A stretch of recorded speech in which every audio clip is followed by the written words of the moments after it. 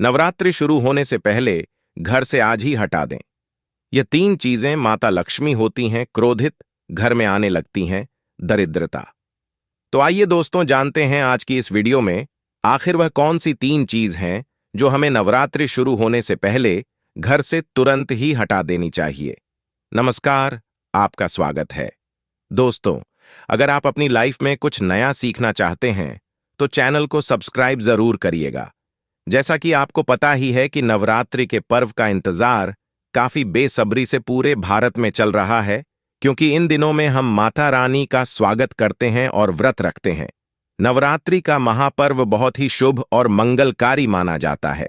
नवरात्रि के पूरे 9 दिन गंगा जल की हर एक बूंद की तरह पवित्र माने जाते हैं। यह शुभ समय भक्तों के जीवन में खुशियों की सौगात लेकर आता है। दोस्तों, आपको बता दें, 2023 में इस साल मां दुर्गा हाथी पर सवार होकर पृथ्वी लोक में पधारेंगे। शास्त्रों में वर्णित तथा मान्यताओं के अनुसार यदि शारदीय नवरात्रि पर यदि मां दुर्गा का आगमन उनकी वाहन सिंह नहीं बल्कि हाथी पर होगा, तो मान्यता है कि मां दुर्गा का हाथी पर सवार होकर आना बहुत ही शुभ और कल्याणकारी माना जाता है। जीवन सुखमय हो जाता है, भक्ति का भरपूर लाभ भक्तजनों को मिलता है। दोस्तों, इस बार नवरात्रि पूरे 9 दिनों तक मनाई जाएगी, ना एक भी दिन कम ना ज्यादा, पूरे 9 दिनों तक मनाई जाएगी। मां शेरों वाली की विशेष रूप से पूजा आराधना की जाएगी। शारदीय नवरात्रि का महापर्व भी इस बार 2023 में 15 अक्टूबर दिन से शुरू होकर 23 अक्टूबर सोमवार के दिन समाप्त होंगे। ऐसे में शारदीय नवरात्रि पर मां दुर्गा की कृपा पाने के लिए कलश स्थापना का शुभ मुहूर्त है। 15 अक्टूबर को दिन में 11:43 बजे से दोपहर 12:30 बजे तक कलश स्थापना का शुभ मुहूर्त रहेगा। मुहूर्त में की गई पूजा बहुत ही शुभ मानी जाती है। इससे समस्त देवी देवताओं की कृपा प्राप्त होती है और पूजा पाठ का फल कई लाख गुना प्राप्त होता है। ऐसे में नवरात्र आने से पहले घर से ये चीजें हटा देता है तो उसके घर में मां वैष्णो का होगा आगमन, मां लक्ष्मी का होगा वास। मां शेरों वाली आपकी झोली खुशियों से भर देंगी। इसीलिए नवरात्र आने से पहले घर से ये चीजें फौरन हटा दें। दोस्तों, आज हम कुछ ऐसी ही गलतियों के बारे में जानेंगे जो यदि आपके घर में भी होती है तो मां लक्ष्मी कभी नहीं करती। ऐसे घर में प्रवेश, फिर चाहे आप कितनी ही पूजा पाठ कर लो, मां लक्ष्मी ऐसे घर में कभी नहीं आती। ऐसे घर से देवी देवता भी सदैव रहती हैं नाराज। दोस्तों, पूरी जानकारी को देखने के लिए इस वीडियो को अंत तक अवश्य देखें। सच्ची श्रद्धा से कमेंट बॉक्स में लिखें हर हर महादेव, ओम नमः शिवाय। महादेव के लिए एक लायक तो बनता है। दोस्तों, सबसे पहले नवरात्रि के पहले की मंदिर की अच्छी तरह से साफ सफाई कर लें।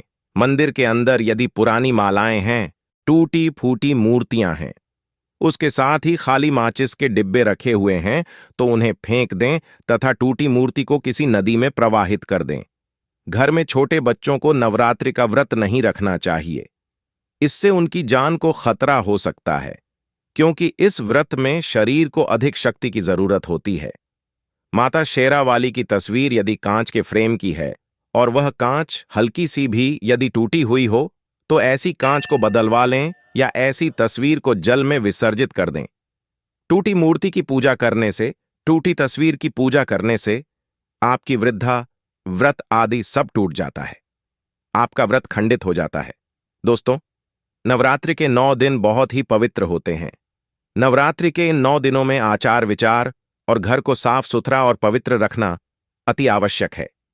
इसीलिए नवरात्रि के 9 दिनों में ब्रह्मचर्य का पालन किया जाता है और तामसिक भोजन ग्रहण नहीं किया जाता। नवरात्रि के 9 दिनों में माता रानी के भक्तों को प्याज, लहसुन, मांस, मदिरा और अंडे से दूर रहना चाहिए। अधिकतर भक्त इन नियमों का पालन भी करते हैं, किंतु वह एक गलती कर बैठते हैं। वह नवरात्रि के 9 दिनों में अपने घर इन चीजों को रख लेते हैं। ऐसा भूलकर भी नहीं करना चाहिए। भागवत पुराण के अनुसार नवरात्रि के 9 दिनों तक माता रानी अपने भक्तों के घर में वास करती हैं। यदि आप भी चाहते हैं कि माता रानी आपके घर में वास करें, तो आप अपने घर के वातावरण को पवित्र रखें और नवरात्रि शुरू होने से पहले ही अपने घर से प्याज, लहसुन, मीट, अंडा और मदिरा को बाहर निकाल दें। अपने घर साफ रखें। इन वस्तुओं को घर से बाहर निकालने के पश्चात अपने घर में गंगा जल का छिड़काव अवश्य करें। भगवत गीता में भगवान कृष्ण कहते हैं, बगैर गंगा जल छिड़काव कोई भी मंगल कार्य सफल नहीं माना जाता। गंगा जल का छिड़काव स्वयं भगवत गीता में श्री कृष्ण ने बताया था। आपके घर में गंगा जल ना हो तो मार्केट से मूत्र ला सकते हैं और गौमूत्र लाकर आप गौमूत्र का अपने घर में छिड़काव करें। बस थोड़ा सा पानी में डाल लें, इससे आपके घर का पवित्र हो जाएगा। घर में मौजूद नेगेटिव ऊर्जा भी नष्ट हो जाएगी और जिस घर में वातावरण पवित्र होता है और आत्म ऊर्जा नहीं होती, वहां माता रानी का वास सदैव होता है। नवरात्रि के पहले आप अपने पूरे घर की अच्छी तरह से साफ सफाई कर लें। घर में जो भी फालतू सामान है, फटे पुराने कपड़े, उन्हें बाहर निकाल दें। घर में बेकार पड़ा सामान नेगेटिव ऊर्जा लाता है, इसीलिए गंदगी बिल्कुल भी न करें। धूप दीप जलाकर को स्वच्छ रखें। दोस्तों, माता के आगमन के लिए घर का दरवाजा अवश्य सजाना चाहिए। इससे माता आकर्षित होती है और घर के द्वार में प्रवेश करती हैं। मां के आगमन के लिए द्वार को फूलों से सजाना चाहिए। दोस्तों, कई लोग ऐसे हैं जो माता रानी की चौकी कागज बिछाकर बनाते हैं, जो कि बिल्कुल गलत माना गया है। माता की चौकी के लिए आप नीचे लाल कपड़ा ही बिछाएं। काला कपड़ा और सफेद कपड़ा भूलकर भी नहीं बिछाना चाहिए। ध्यान रखें, कपड़ा नहीं होना चाहिए। दोस्तों, यदि आपके घर में देवी देवताओं की खंडित मूर्तियां या फटा हुआ चित्र यदि हो, तो उसे किसी पवित्र नदी में विसर्जित कर दी, क्योंकि ऐसी मूर्तियां और चित्र दुर्भाग्य लाती हैं। देवी देवताओं की खंडित मूर्ति की पूजन न करें और न ही उन्हें घर में रखें, क्योंकि उन्हें घर में रखना बुरा माना जाता है। दोस्तों, वही अधिकतर लोग अपनी छत पर या अपने घर के मुख्य दरवाजे के आसपास कबाड़ इकट्ठा कर देते हैं। ऐसा करना अशुभ माना जाता है। यदि आप अपने घर में घर के मुख्य दरवाजे पर या छत पर या फिर खासकर घर के उत्तर दिशा में कबाड़ इकट्ठा कर दिया है, नवरात्रि शुरू होने से पहले उस कबाड़ को घर से बस यही निकाल दें। दोस्तों, यदि आपके घर कोई भी बंद घड़ी है तो नवरात्रि शुरू होने से पहले उसे अपने घर से हटा दें और नई गाड़ी ले आएं या उसकी मरम्मत करवा लें। गली को प्रगति का प्रतीक माना जाता है। बंद घड़ी समय से पीछे चलने वाली हमारी प्रगति में बाधा डालती है। इसीलिए नवरात्रि शुरू होने से पहले ही आप बंद घड़ी को घर से बाहर निकाल दें।